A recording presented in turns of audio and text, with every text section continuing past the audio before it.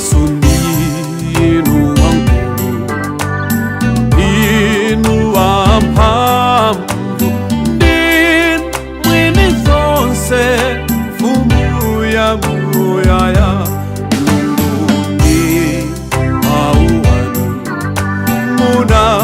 Lenga dziko ndi mawu omwewo napanga zonsezi, siliva ngolidi zonse ndi zanu Mbuye, ndizolengedwa zonse, mwini wake ndinu.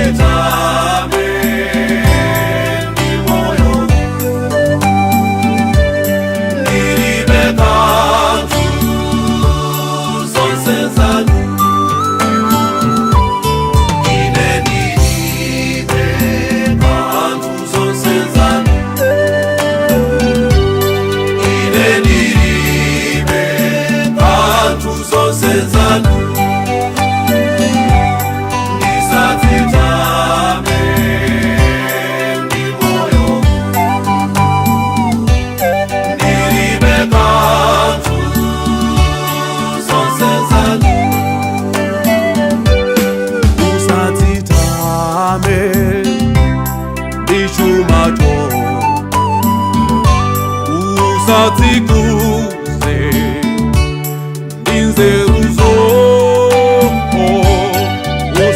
usatitame ndikukongola kwako,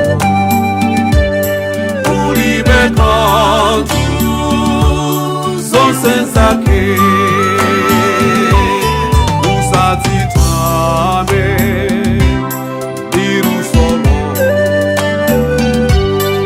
usatitame ndi udindo kunchito, usatitame ndi kuchenjera kwako,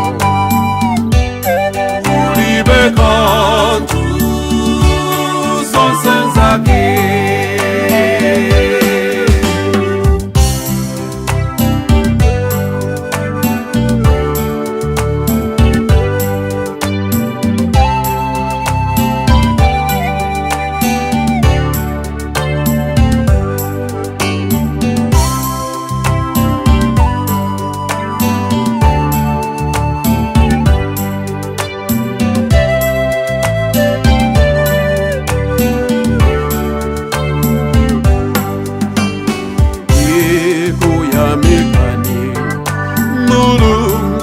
Makamu chifukwa awa mnawadalira mpaka mwawapatsa chuma.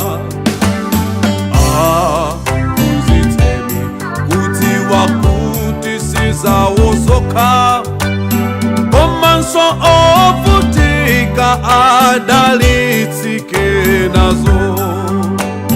Ine mnandipatsa mphatso yotumikiranu, ndipo ndidzaichita mpaka moyo wanga wonse.